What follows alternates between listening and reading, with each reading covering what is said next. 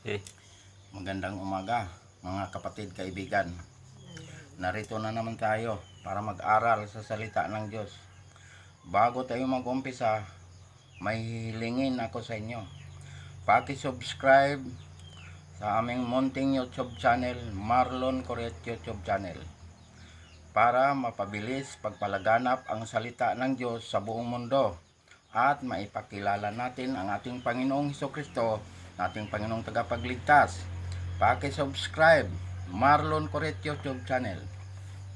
Maraming salamat po. Tayo na'y manalangin. Ama naming Diyos na makapangyarihan sa lahat, salamat po sa umagang ito. Narito po kami para mag-aral sa iyong salita. Basbasan mo po, Panginoon, ang lahat ng taga-subaybay at tagapakinig nitong mensahe nito, na sila'y makakilala sa iyo at ikaw ay tanggapin bilang Panginoon at tagapagligtas. Ito ang aming hiling at samot dalangin sa pangalan ng aming Panginoong Hesukristo, naming Panginoon tagapagligtas. Amen. Mga kapatid, kaibigan, dito tayo mag-aral sa Hebreo, Kapitulo 4, versikulo 1 hanggang 7. Ito ang sinasabi rito sa versikulo 1. Kaya't habang nananatiling bukas ang pangakong makapasok sa kanyang kapahingahan, mag-ingat tayo na baka sino man sa inyo ay hindi makaabot doon. Babala. Sabi ng Diyos, mag-ingat. Baka mayroon na hindi makapasok doon sa kapahingahan ng Diyos. Pinagpaingat tayo. Mag-ingat. Baka mayroong hindi makapasok.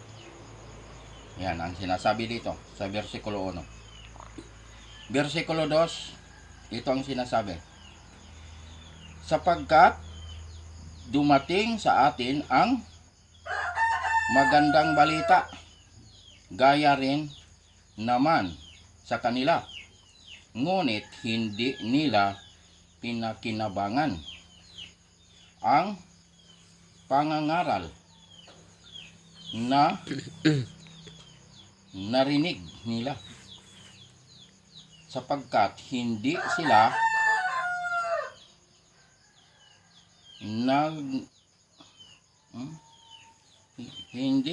naging kalakip sa pamamagitan ng pananampalataya ng mga taong nakarinig.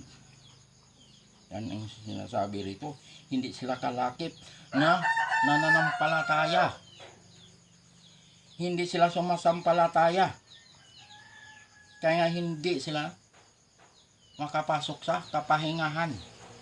Kaya gusto ng Diyos na tayo'y manampalataya. Yan ang ibig sabihin nito.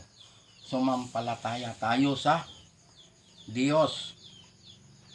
Yan ang ibig sabihin dito sa versikulo 2. Pag hindi sumasampalataya ang tao sa Diyos, hindi siya makapasok sa kapahingahan ng Diyos. Yan ang ibig sabihin dito sa versikulo 2. Versikulo 3. Ito ang sinasabi dito sa versikulo 3. Sapagkat tayong sumasampalataya ay pumapasok sa kapahingahan. Iyon, gaya ng sinabi ng Diyos, gaya ng aking isinumpa sa aking pagkagalit.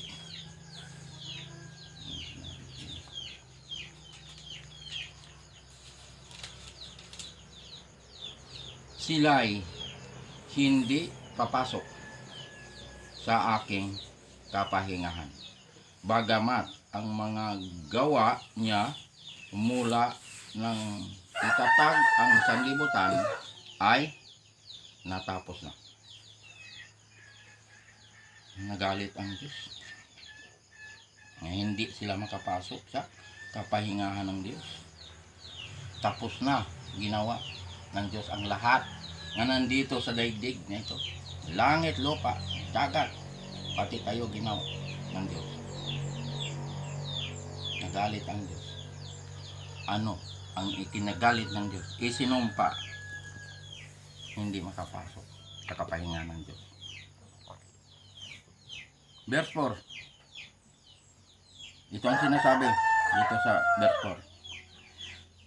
Sapagkat sa isang dako ay sinabi niya ang ganito tungkol sa ikapitong araw, at nagpahinga ang Diyos ng ikapitong araw sa lahat ng kanyang mga gawa. Ito pala ang ikinagalit ng Diyos, ay yung ikapitong araw na sinabing hindi sila makapasok sa kapahingahan ng Diyos.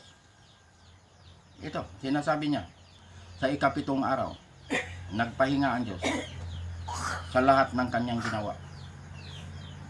Kaya isinumpang hindi sila makapasok sa kapahingahan ng Diyos. Ito ang ikinagalit ng Diyos, itong ikapitong araw. Nga, ayaw sumunod ang tao.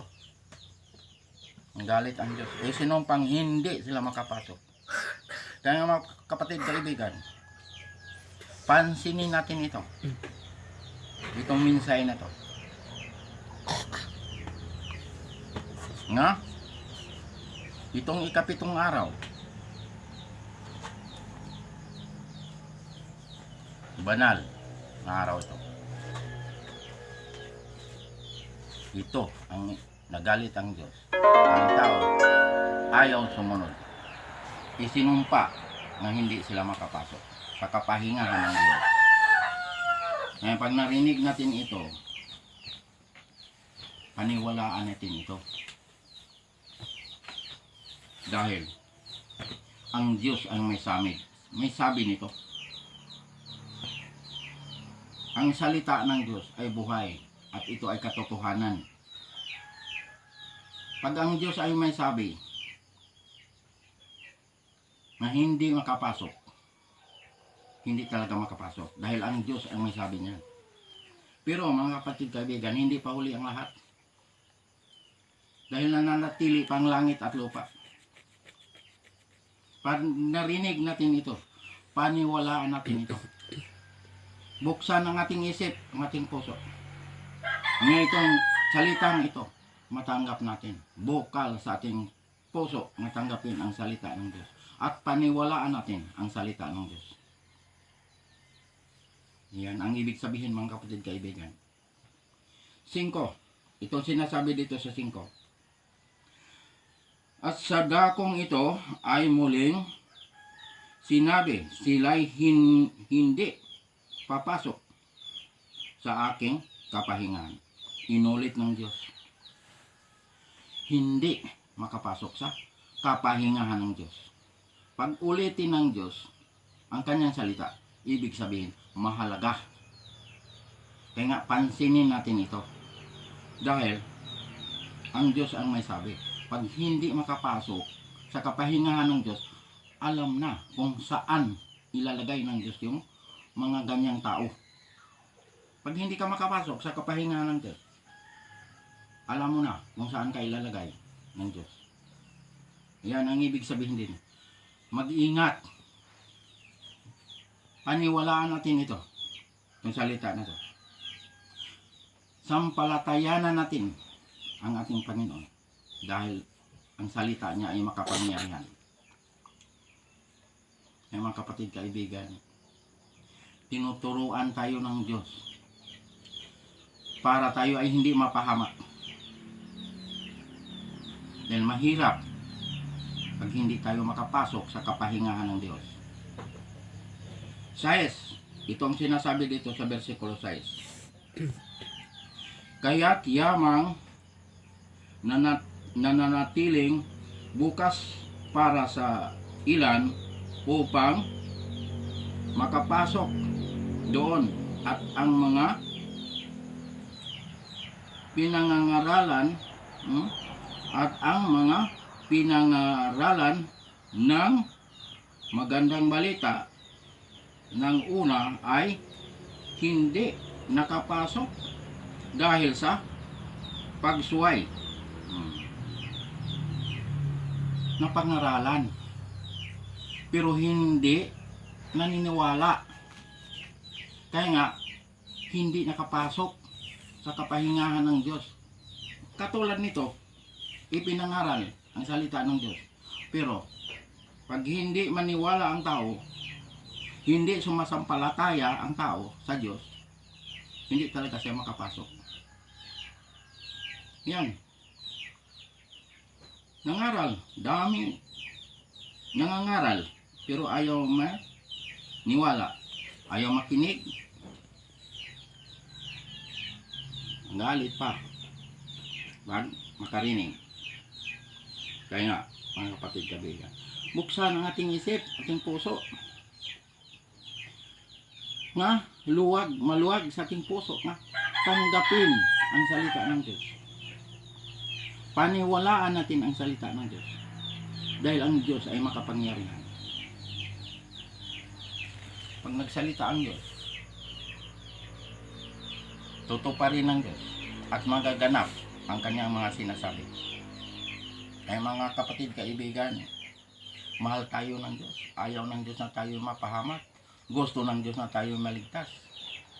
Kaya paniwalaan natin ang salita ng Diyos. Tanggapin natin ang kanyang salita. Dahil pag hindi tayo maniwala, matulad tayo nitong sinasabing hindi sila makakapasok sa kapahingahan ng Diyos. Yan ang mangyayari. Last verse 7. Ito ang sinasabi dito sa 7. Siya ay muling nagtakda ng isang araw. Ngayon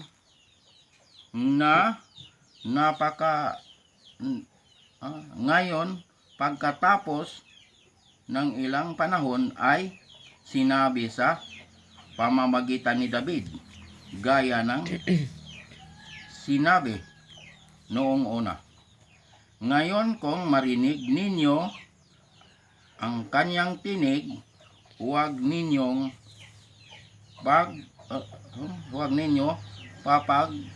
matigasin ang inyong mga puso. Narinig ninyo ito, huwag ninyo papatigasin ang inyong puso. Paniwalaan natin ito. Nagtakda siya ng isang araw. Ano tong araw itong itinakda? Ang Sabat ito. Ika-7 araw. Itong sinasabi dito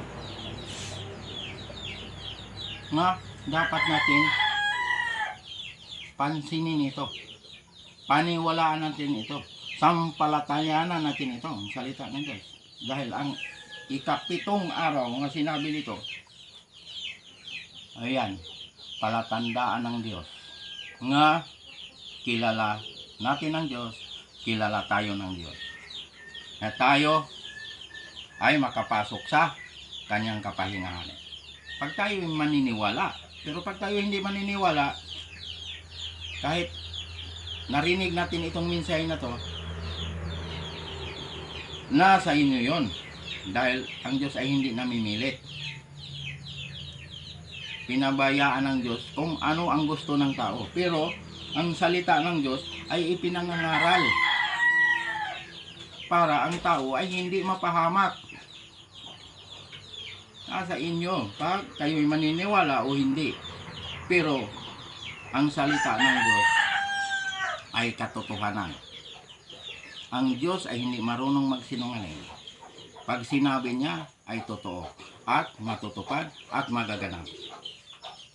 Ayan mga kapatid kaibigan, tinuturuan tayo ng Diyos. Kumplito ang itinuro ng Diyos. Kaligtasan tinuturuan tayo. Sinong tagapagligtas? Si Jesucristo. Walang ibang tagapagligtas kundi si Jesucristo lamang. Gawa 4:12.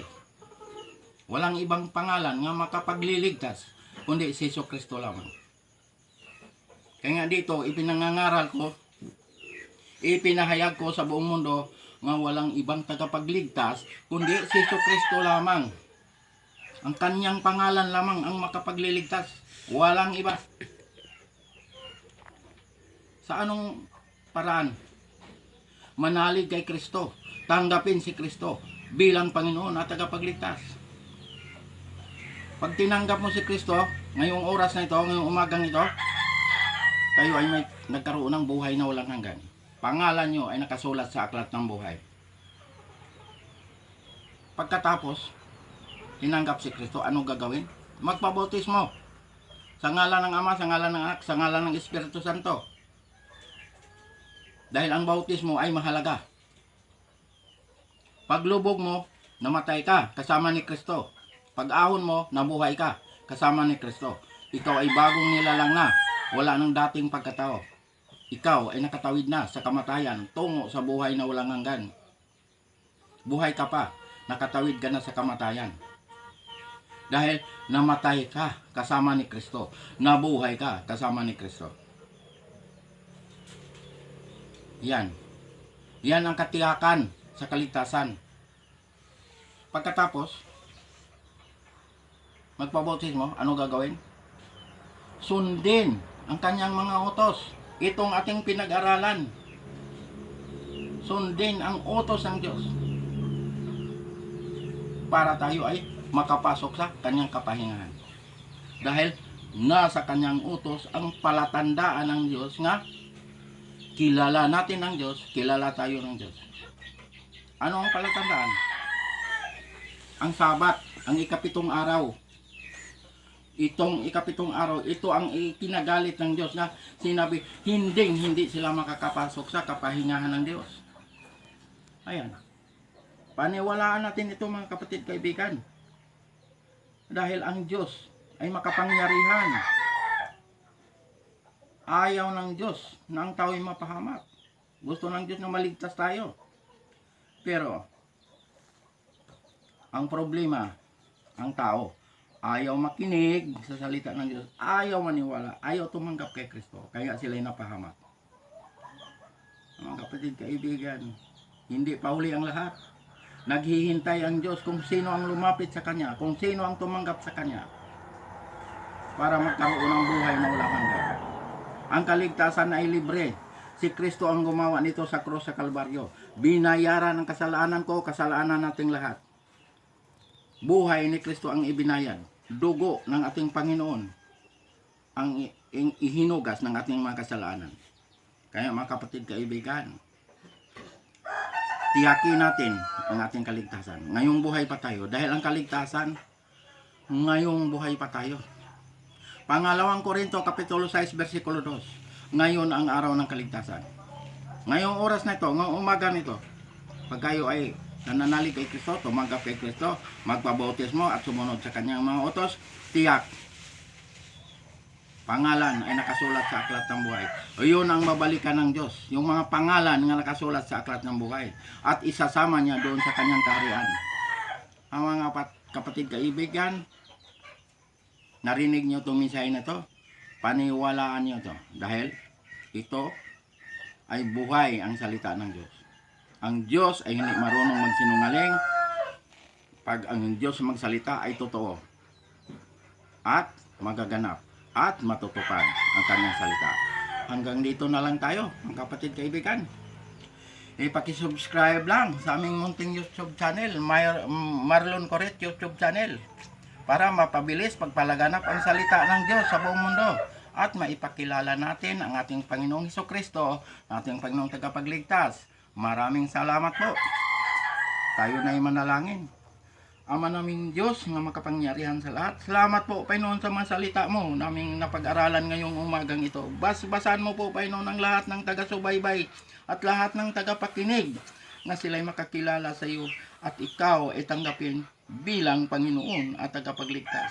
Ito ang aming hiling at samot-dalangin sa pangalan ng aming Panginoong Hesukristo na aming Panginoong tagapagligtas. Amen.